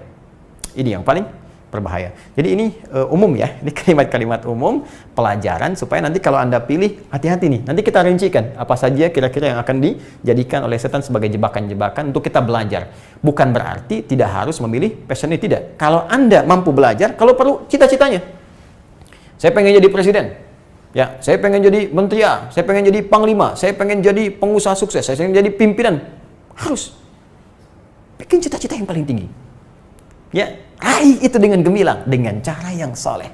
Dan pelajari ini supaya tidak terjebak pada langkah yang salah. Itu poinnya. Ya, jadi sekarang kita fokus lagi. Saya hapus dulu ini, lalu kita kembalikan ke konsep dasarnya. Ya, tahan nih, tutup dulu. Bismillah. Saya harap teman-teman yang muslim ya, yang sekarang mendapat amanah jabatan, Anda bisa mengikuti dan mendapatkan referensi. Mungkin satu malam Anda bisa merenung, kan? Dan Allahu a'lam, mungkin malam itu malam terakhir dalam kehidupan. Ada peluang untuk berbuat baik dengan itu sehingga hisabnya ringan di hadapan Allah. Ya, kita belajar. Dan kita tidak mengarahkan telunjuk pada si A, si B, si C, tidak. Kita mengarahkan telunjuk pada diri kita sendiri untuk berevaluasi. Dan di sini kita belajar. Ya. Bismillah.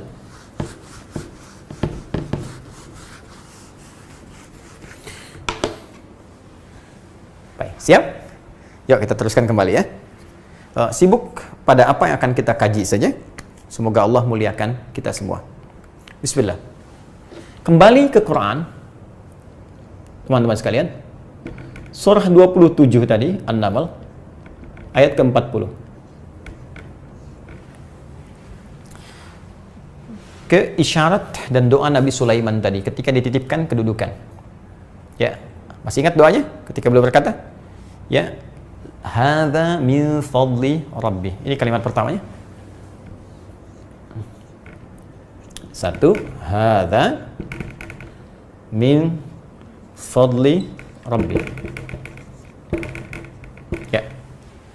Biasanya kalau di Arab itu ya kadang-kadang jadi stiker tuh. Ya, kalau ada orang mendapatkan kedudukan atau baru diangkat sumpah jabatan atau apapun dengan segala sifatnya, ini kalimat ini suka dituliskan. Kadang-kadang jadi stiker di mobilnya, di rumahnya, di bukunya supaya jadi pengingat. Nanti kita pelajari. Bagian keduanya, liyab luwadi a'ashkur. Ini poinnya. Am akfur. Ini poinnya. A'ashkur am akfur. Baik, yuk kita ambil bagian pertamanya. Hadza min fadli rabbi. Nabi Sulaiman alaihissalam ketika dititipkan oleh Allah kekuasaan yang sangat dahsyat dan ditunjukkan langsung di hadapan beliau bagaimana kekuasaan itu ditampakkan oleh Allah dan pengabulan dari doa yang pernah dipanjatkan. Apa yang disampaikan beliau?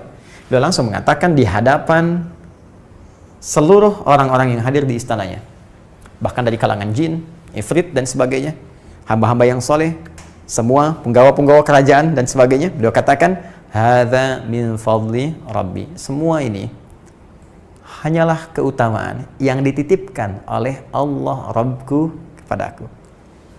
Jadi indahnya kedudukan tahta yang ditampakkan langsung di hadapan Nabi Sulaiman, yang digerakkan oleh Allah melalui lisannya dengan perintahnya. Yang paling menarik, dikembalikan semua itu kepada anugerah Allah. Seakan-akan beliau ingin katakan, hei, semua kedudukan yang tampak ini, aku bisa gerakan ini, awan, panggil ini, panggil itu, semua ini hanyalah titipan yang punya sebetulnya Allah. Min fadli Rabbi, ini keutamaan dari Rabbku, yang punya Allah. Aku cuma dititipi saja. Maka rumus pertama, ketika ada anugerah yang Allah berikan kepada Anda berupa kedudukan tertentu, jabatan tertentu, tahta tertentu, maka posisikan semua ini sebagai titipan. Bukan kepemilikan. Titipan. Kalau sudah titipan, sifatnya nitip, pasti terbatas dengan waktu tertentu. Ya kan? Ada keadaan untuk berpisah. Karena itu, ya, silahkan cek di dunia ini. Tidak ada yang abadi dari kekuasaan. Ya, di kita pun dibatasi kan, 5 tahun, selesai. Baik ya. Bahkan ada yang berkeinginan misalnya di luar Indonesia ingin mengatakan dan menjadikan kekuasaan langgeng untuknya, berpisah juga. Kalau bukan dirinya yang berpisah dengan kekuasaan, kekuasaan yang memisahkan diri dari orangnya. Wafat, selesai. Ya kan? Ya, tuntas. Jadi bagian pertama, posisikan kekuasaan, kedudukan sebagai titipan. Kalau seperti ini, itu mengelolanya itu akan lebih mudah.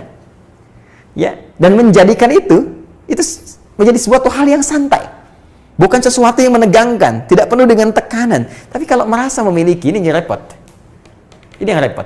Ya, jadi ini bagian pertama, bahwa setiap titipan pasti ada waktunya untuk berpisah. Satu, dan sifat titipan pasti akan dikembalikan kepada yang menitipkan, dimintai pertanggungjawaban. Ini poinnya.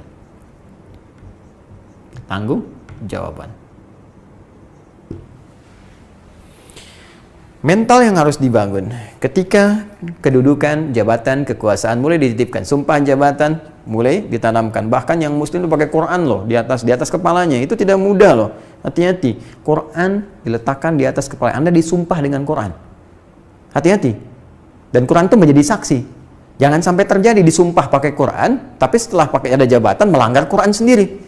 Ya, itu hati-hati tuh ya. Ya, khususnya bagi seorang muslim, ingat, ajaran yang kita sampaikan dan petunjuk-petunjuk nilai-nilai keislaman. Yang paling menarik, lihat sini. Ketika itu terjadi, selesai kemudian, pelantikan selesai, jabatan sudah dititipkan kepada Anda, maka mental yang harus dibangun ini. Jadikan ini semua, pandang ini semua sebagai titipan Allah. Yang pertama, Anda punya batas waktu menerima titipan ini.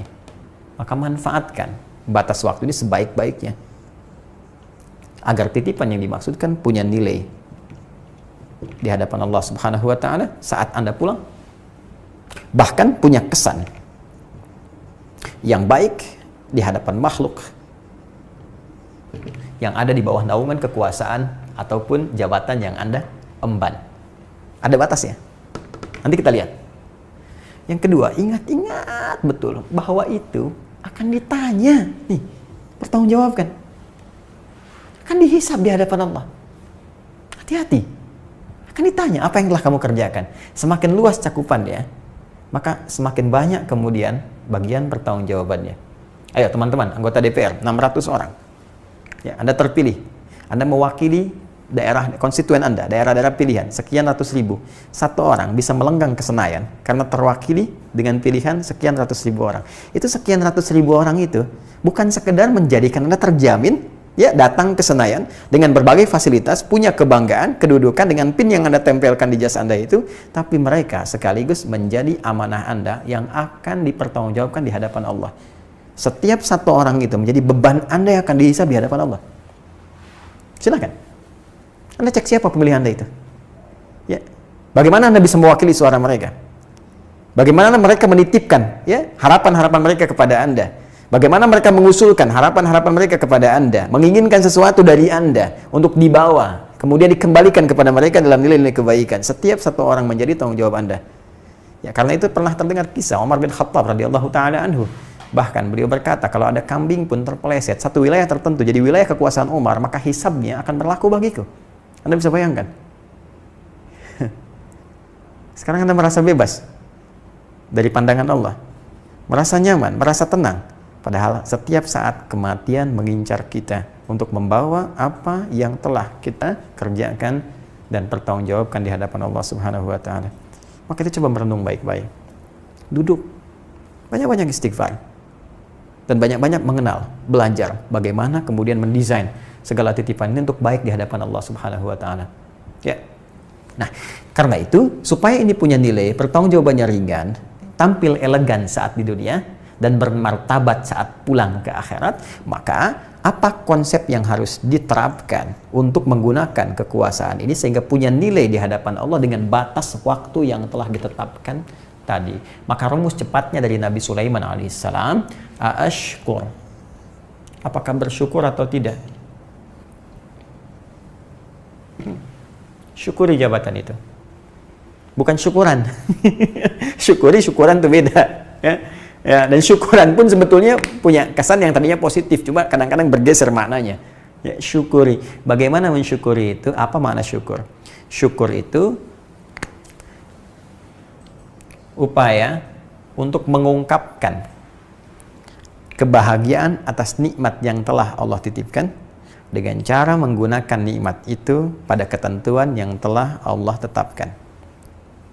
Ya, upaya mengungkapkan kebahagiaan atas nikmat yang telah Allah titipkan dengan cara menggunakan nikmat itu pada ketentuan yang telah Allah tetapkan. Contoh, saya ingin mensyukuri nikmat pandangan. Allah kasih pandangan yang baik, kan? Allah kasih pandangan yang jelas, yang awas.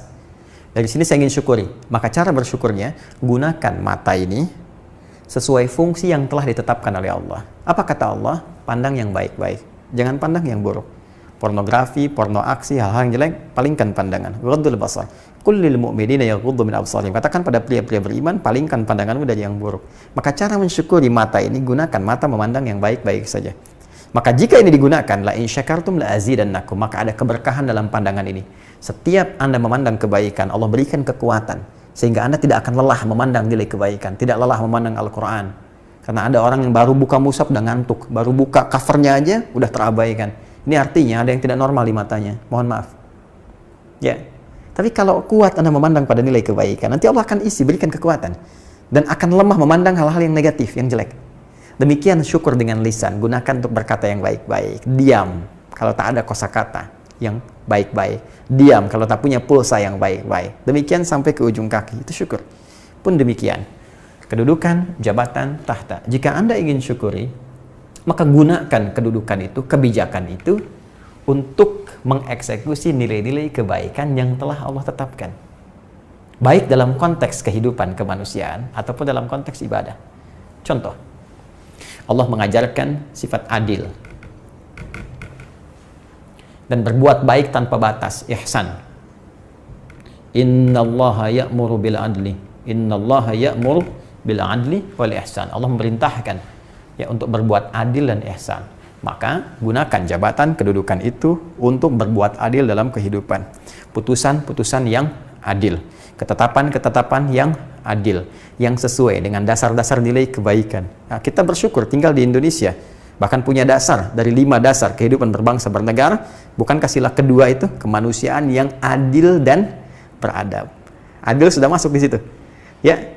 Yang kelima, keadilan sosial bagi seluruh rakyat Indonesia. Adil. Jadi punya tanggung jawab, punya kewajiban untuk menerapkan nilai-nilai keadilan yang berkemanusiaan dengan dasar adab dan menyejahterakan rakyat dengan dimensi yang sangat luas. Adil. Ihsan. Ya. Berbuat baik tanpa batas. Senang berbagi. Ya. Buat bikin kebijakan-kebijakan yang benar, kebijakan-kebijakan yang baik, kebijakan-kebijakan yang menguntungkan, menyejahterakan, ya, mengayomi dan seterusnya. Adil, ihsan. Ya. Contoh lain, misal kita terapkan dalam konteks dimensi spiritual. Anda Muslim, maka Anda bikin kebijakan, Anda cukup dengan sholat saja. Ya. Misal di wilayah Anda waktunya sholat, misalnya Anda berhenti sejenak. Ya, Anda berikan instruksi, waktu sholat gunakan untuk sholat dulu, rehat dulu dari pekerjaan. Begitu Anda tuliskan, menjadi edaran, karena tanda tangan Anda, demi Allah saya katakan, setiap orang yang sholat, yang karena instruksi Anda tadi, ya ikhtiarnya, maka pahalanya akan kembali kepada Anda.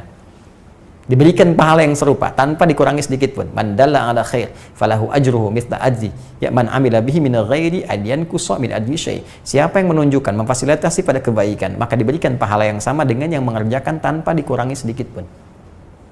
Tak terbayangkan. Ya, Anda dapat kedudukannya, Anda bangun musholla, orang sholat di situ. Allahu Akbar. Berapa banyak orang sholat di situ? Ya. Jadi kalau digunakan dengan benar, ya, berikan kemudahan fasilitas untuk haji, berikan kemudahan fasilitas untuk zakat disalurkan dengan baik, itu berapa pahala bisa dikumpulkan. Dan membangun nilai kemanusiaan yang adil. Karena boleh jadi yang Anda pimpin bukan hanya muslim saja, ada non-muslim. Ya, berikan sifat-sifat hukum keadilan sesuai dengan nilai-nilai kemanusiaan, nilai-nilai ketatanegaraan dan sebagainya. Ya, demikian seterusnya. Jika ini digunakan dengan baik, termasuk dalam konteks dalam kehidupan di perusahaan, pimpinan yang adil kepada karyawannya, berbuat baik dengan cara yang benar, bikin kebijakan yang betul dan seterusnya, maka ini akan menjadi berkah. Seperti Nabi Sulaiman dimuliakan oleh Allah Subhanahu wa taala dan diberikan nilai-nilai keberkahannya. Tapi jika salah langkah, semua hanya digunakan untuk mengejar materi-materi dunia, fata morgana yang dibisikkan oleh setan yang tidak bertanggung jawab itu, maka ini akan menjadi beban dalam kehidupan. Bukan hanya alam kubur, tapi dunia pun rasanya sulit. Ya, mau tidur susah, tiap hari kok mikirin itu aja. Ya, berat. Yang dipikirin kekuasaan lagi, kekuasaan lagi, kekuasaan. Baru dapat kekuasaan, udah mikir kekuasaan berikutnya, capek hidupnya. Ya, dia tidak tahu bahwa hidupnya pun tidak aman karena diintai pula oleh kematian yang setiap saat bisa mengelilinginya. Karena itu, penting nasihat ini untuk dipegang oleh siapapun. Kita semua tanpa kecuali. Karena ini pesan yang disampaikan langsung oleh pencipta kita, Allah Subhanahu wa taala, dengan ketentuan-ketentuan yang sudah tetap dan tidak akan berubah. Ya, bagi teman-teman yang sekarang misalnya dalam konteks keindonesiaan ikut konstelasi pemilihan, baik skupnya pilkada ataupun lebih luas lagi, khususnya bagi Anda yang muslim, ingat betul ini. Jika diamanahi dengan kedudukan, maka gunakan kedudukan dengan cara yang benar, dengan cara yang baik. Bersikap adil, ya, berlaku ihsan, gunakan kedudukan sesuai dengan tempatnya, jangan sampai melanggar hukum, dan ingat baik-baik, Anda akan pulang membawa pertanggungjawaban. Jangan sampai meninggalkan kenangan buruk di dunia dan tampilan yang dahsyat saat kembali kepada Allah. Saya kira ini sangat objektif bagi kita semua untuk memperbaiki diri. Ya, dan jangan marah, apalagi kirimkan buzzer untuk menyoal. Ya, tapi saya senang kalau buzzer ikutan ngaji, saya senang. Kalau bisa kita bikin pengajian, buzzer mengaji misalnya. Kan sudah ada Indonesia mengaji, Bekasi mengaji, buzzer mengaji itu belum ada. Tapi nggak ada masalah, saya senang membuka untuk siapapun karena setiap orang punya peluang untuk berbuat baik. Ya, dan saya mendoakan bagi siapapun karena setiap orang punya hak untuk menjadi orang baik. Siapa saya bisa menghambat orang untuk berubah? Yang bisa kita lakukan mendorong setiap orang untuk berubah lebih baik di hadapan Allah Subhanahu wa taala. Ya, ini teman-teman sekalian, jadi jangan sampai kemudian nanti ada harta, ada tahta, bahkan berkolaborasi ini yang bahaya. Bukankah Fir'aun berkolaborasi dengan Qarun? Ini yang paling dahsyat. Ya, kekuasaan yang digunakan pada yang salah di backup oleh pengusaha gelap. Ya, penguasa yang zalim, backupnya pengusaha gelap, itu yang bahaya. Karena itu kisah Fir'aun dengan Qarun itu seringkali viral. Ya, dalam Al-Quran dibahas di beberapa surat dan sangat populer. Dan nanti pelengkapnya, wah ini yang paling dahsyat. Di belakangnya nanti ada Haman, kita belum bahas penyimpangan ilmu pengetahuan. Ya, ada penyimpangan ilmu pengetahuan, ada penyimpangan tenaga. Jadi singkatnya, dalam konteks tertentu setan akan memanfaatkan selain harta, ada tahta, ada kedudukan yang dia desain langsung untuk membuat seorang hamba menjauh dari Allah atau bahkan memutus hubungannya dengan Allah Subhanahu wa taala. Hati-hati ya, sekali lagi, kalau sudah ada kedudukan, ya, statementnya mulai agak kurang terukur dengan baik atau bahkan langsung bertentangan dengan nilai-nilai yang telah Allah tetapkan, itu segera untuk mengoreksi diri sendiri. Berintrospeksi, hati-hati bagaimana kalau saat mengucapkan itu wafat, saat tanda tangan proyek yang nggak jelas itu wafat. Jadi kalau Anda di perusahaan tuh ya, dikasih proyek yang nggak jelas, terus suruh tanda tangan, hati-hati, bayangkan saat tanda tangan tuh malaikat mengintai Anda wafat saat itu. Apa yang Anda bisa bawa? Ya, belum konsekuensi untuk keluarga. Anda mau korupsi, mikir dulu. Begitu Anda terima, Anda wafat. Belum nanti koreksinya. Ya, belum nanti konsekuensi untuk keluarga Anda. Apa nggak malu kalau anak Anda dihujat, nih bapaknya koruptor, wafat dalam keadaan korupsi? Apa nggak kebayang? Salah apa keluarga Anda, istri Anda, anak Anda? Bahkan bayi yang baru dilahirkan, keturunan Anda harus menanggung beban keburukan yang Anda telah kerjakan. Tobat, teman-teman. Duduk. Ya, saya berharap sesungguhnya semua stakeholder ini bisa duduk sama-sama. Ya, khusus dalam konteks keindonesiaan, ada pesan-pesan kebangsaan yang harus disampaikan. Apa salahnya duduk? Kemudian diskusi, musyawarah, berikan jalan bagaimana menatap Indonesia yang lebih baik, ya, kemudian bikin peta-petanya, ya, realitanya misalnya rencana pembangunan 5 tahun ke depan, ya, bukan rencana pemilihan 5 tahun ke depan, baru terpilih pengen mikir 5 tahun lagi, 5 tahun, ya, kapan membangunnya? Ya, kenapa harus ribut melulu? Kenapa harus saling kemudian menjegal dan sebagainya? Duduk saja. Kalau perlu ke depan saya usulkannya tadi, bikin sekolah kepresidenan, sekolah kementerian, jadi jelas tuh yang mau dipilih itu jelas, kualifikasinya jelas, dan sudah saatnya kita merdeka dengan sesungguhnya, kita makmur, ya, tempat kita luar biasa, Indonesia yang kita cintai, letaknya strategis, ya, saya coba lihat peta dunia itu, Indonesia itu ada di tengah-tengah, cuma sekarang aja siapa pemenang dunia diletakkan dia di tengah. Ya, padahal asalnya Indonesia yang di tengah itu, dan tengah itu sangat strategis. Di Quran bahkan disebutkan wa kadzalika ja'alnakum ummatan wasata, dan demikian kami telah tetapkan Anda jadi umat yang pertengahan. Al-Baqarah 143. Tengah itu strategis, nggak miring kanan, miring kiri. Posisi negara kita tengah-tengah di peta dunia. Ya, saya sedang riset tuh, saya mengembalikan dunia pada tempatnya di peta. Anda bayangkan, pemenang pada saat itu menempatkan dia di tengah. Kalau Anda lihat peta sekarang, Indonesia tuh kiri paling pojok. Tapi kalau dunia yang dikembalikan pada tempatnya, ya, potongan dari Asia dan Afrika tuh balik lagi ke sini, sehingga Indonesia ada di tengah, kemudian dibatasi oleh Samudra Pasifik, baru Amerika di sini, tengah-tengah itu Indonesia. Dan kita di ekuator tengah-tengah. Bukankah bumi ketika berputar, berotasi itu, dan putaran benda bulat menjadikan semua yang tertanam di dalamnya ada di tengah. Makanya mineral itu ada di kita, potensi di kita semua. Kita ekuator. Ya, karena itu orang tua kita dulu tuh sudah paham dengan itu. Ya, sampai di pasal 33 ayat 3 itu, ya, dibenteng itu, bumi, air, dan seterusnya, ya, ya, dibatasi menjadi milik negara, dan sebesar-besar untuk kepentingan rakyat itu kita. Ya, saya lihat chokes point, ada beberapa yang strategis, ya, untuk ekspor impor. Ya, itu kita lihat beberapa chokes point yang ada dari jalur kelautan, ada selat, ya, ada terusan. Terusan bahkan dibuat, ya, supaya punya jalur seperti selat. Anda bayangkan terusan Suez, ya, terusan Panama kemudian yang dibikin, ya, dengan segala dinamikanya. Nah, ini ada selat di dunia, salah satu selat yang paling populer di kita, ya, Selat Malaka. Bahkan kita punya selat yang lain, ada Selat Makassar, Selat Sunda, Selat Lombok, dan seterusnya. Itu luar biasa, potensinya besar. Jadi, kalau kita mencoba untuk bangun, kita untuk duduk bersama-sama, semua stakeholdernya berkumpul, merumuskan bagaimana kemakmuran itu bisa diraih. Demi Allah saya katakan, Indonesia punya semua syarat untuk makmur dan menjadi bangsa terdepan yang hebat. Ya, cuma kembali kepada kita. Nah, ini sekali lagi mungkin ini agak bersemangat, ya, untuk taklimnya, karena kurang apa lagi Allah memberikan kepada kita. Fa bi ayyi ala'i rabbikuma tukadziban. Tinggal kita yang duduk merenungkan semua itu, tapi kuncinya adalah kita akan kembali kepada Allah dan kita diminta untuk menuliskan sejarah kita yang paling hebat. Nah, teman-teman, kita kembalikan ke sini. Kemudian setelah ini kita akan bahas kepada yang lebih spesifik, faktor ketiga, bagaimana seseorang diberikan oleh setan pengaruh sehingga menjauh dari Allah Subhanahu wa taala, sehingga dia lupa, bahkan bukan hanya dirinya, dia membawa orang-orang di sekitarnya untuk menjauh dari Allah Subhanahu wa taala. Selain harta, ada tahta, nanti ada ilmu pengetahuan. Bahkan yang paling dahsyat, selevel ustadz pun atau di atasnya itu bisa terperdaya oleh setan, alih-alih ia mengajak pada nilai kebaikan, dia bisa menjadi agen yang menjerumuskan pada keburukan. Siapa mereka? Apa ciri-cirinya? Sampai menjadi golongan pertama dihisab yang langsung dilemparkan ke dalam neraka. Kita akan teruskan dan bahas itu pada edisi berikutnya. Tapi sebelum kita selesaikan, izinkan kami menyampaikan informasi dan menepati beberapa janji. Yang pertama, esok hari teman-teman sekalian, insya Allah adalah hari pembuka, ya, bagi program STUAH untuk program intinya, ya, program taklimnya. Kemarin sudah kita pembukaan, alhamdulillah teman-teman bergabung, dan jangan khawatir, ya, bagi yang telah terdaftar, saya menyarankan dengan kuat kepada teman-teman agar berkomunikasi kembali dengan admin, ya, untuk bisa mendapatkan ID untuk Zoom-nya. Ya, karena di taklim ini spesifik, nanti kita ada Zoom sehingga yang terdaftar langsung bisa berkomunikasi. Kita berinteraksi seperti pekan yang lalu. Adapun teman-teman yang belum terhubung, tergabung, belum daftar, ya, saya juga sampaikan kepada teman-teman admin, tetap berikan peluang, ya, supaya bisa mendapatkan bagiannya. Insya Allah nanti kalau teman-teman datang langsung ke Kiai atau menghubungi admin, ya, tetap kita berikan kesempatan untuk bisa bergabung.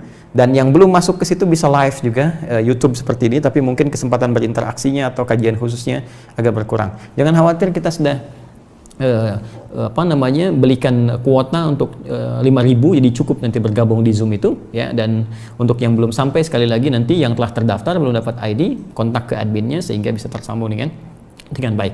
Besok kita akan masuk materi yang sangat penting, dasar untuk menghafal Quran. Kalau dasar ini bisa kita pahami dengan baik, insya Allah jalan menghafalnya lebih mudah. Jadi kebanyakan, saya tidak katakan kebanyakan lah ya, ada beberapa yang menghafal Quran langsung tidak mempelajari dasarnya, sehingga ketika dia menghafal butuh penyesuaian, bahkan tidak sedikit yang gugur ya. Ada yang awalnya mudah tiba-tiba jadi susah, ada yang tidak konsisten dalam waktu, ada yang terkalahkan dengan emosi, ada kegiatan dan sebagainya, sehingga jatuh di pertengahan atau bahkan di awal-awal. Besok materi yang sangat penting. Kemudian yang kedua, saya minta bantuan, tolong teman-teman bisa dibawakan handphone. Oke, bismillah, jazakallah khair.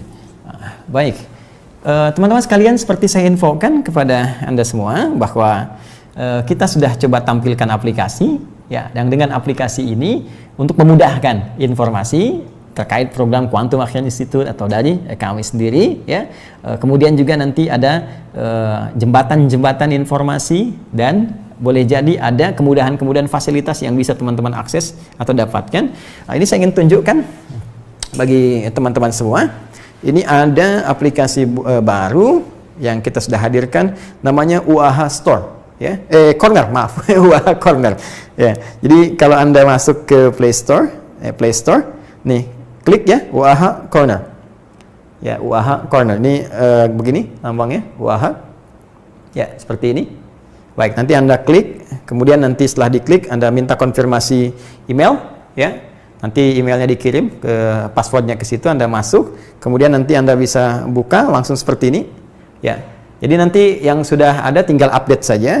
Nanti di atas ada tampilan ya, bisa menyesuaikan waktu sholat, jadi Anda tinggal klik di sini ya, waktu sholat Anda ada di mana, klik daerahnya. Misal ini saya di Bekasi nih, Kecamatan Bekasi, Kota Bekasi.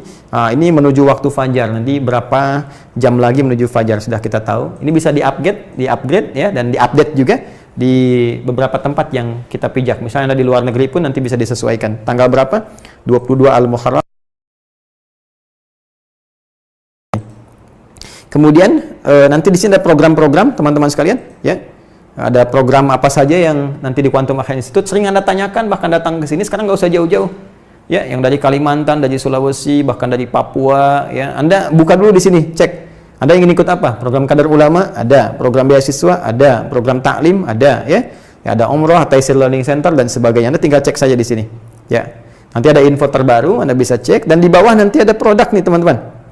Produk ini seperti saya janjikan, ada yang kita ingin gratiskan untuk support teman-teman. Yang kemarin saya katakan, ini ada paket Merdeka ya. Di sini ada Wahasnot, Mushaf 30 juz, metode At-Taisir, Murajaah ya. Nah, jilid 1 ini ada di sini. Anda nanti tinggal masuk, klik ya, begitu diklik masuk ke keranjang misalnya seperti ini. Nah, ini gratis ya sampai besok ya, karena besok kita launching. Ini baru soft launching, kita perkenalan saja ya, kita perkenalan. Jadi nanti ini ada tulisannya gratis ya. Ini sampai besok. Kalau Anda sekarang install misalnya, begitu Anda install sekarang, Anda langsung masuk ke sini, langsung pesan, besok dikirim. Insya Allah ya. Jadi paling Anda support untuk biaya kirim saja ya. Tapi ininya gratis. Kalau ada admin yang minta di luar biaya kirim, sampaikan pada saya. Dan besok jadi hari terakhir dia bekerja. Jadi ini gratis ya, seperti janji yang saya sampaikan. Nanti besok sekalian launching. Begitu launching nanti saya terangkan apa fungsinya dari sini, karena ini juga akan terkait berkelindan nanti dengan saudara-saudari kita yang kiranya bisa kita support, khususnya di masa pandemi pada saat ini. Itu yang kedua. Dan yang ketiga, yang terakhir, juga bagi teman-teman yang serius ingin menjadi ahli Al-Quran, yang selalu berkata, saya ingin Ustaz bergabung dengan sekolah terbuka, usahakan Al-Quran hafal ya, tapi saya selalu saja tidak bosan mengingatkan ada kalimat-kalimat, Ustaz, saya ini punya keterbatasan, nggak bisa infak. Teman-teman, saya gratiskan ya, Anda datang sini atau sampaikan infonya. Sekarang sedang dipetakan oleh teman-teman ALC ya, ini siapa si fulan, di mana dan sebagainya, kita kirimkan. Yang penting Anda serius, supaya hisab saya ringan di hadapan Allah Subhanahu wa taala. Yang penting saya sudah support kepada Anda. Ini loh mushafnya, ini perangkatnya, silakan gabung ID-nya ini ya, dan jangan pernah orientasi itu untuk dunia. Kita niatkan lillahi taala. Bismillah. Yang penting kita punya kebanggaan ketika pulang di hadapan Allah. Ya, jadi apapun Anda silakan. Jadi ASN menghafal Quran. ASN yang hafid. Jadi pejabat yang hafid, militer yang hafid, pengusaha yang hafid. Nanti akan Anda lihat bagaimana hasilnya setelah itu. ya hasilnya akan terjadi nilai-nilai kebaikan dalam hidup kita. Tapi yang akan dilihat adalah usaha kita sampai kita mendapatkan ridha Allah. Itu poin terbesarnya. Ya, karena itu teman-teman sekalian, saya kira ini yang bisa diuraikan kesempatan malam hari ini. Insya Allah kita lanjutkan dalam edisi esok hari. Ya, esok hari di jam yang berbeda, ba'da Isya, jam 8 sampai dengan selesai.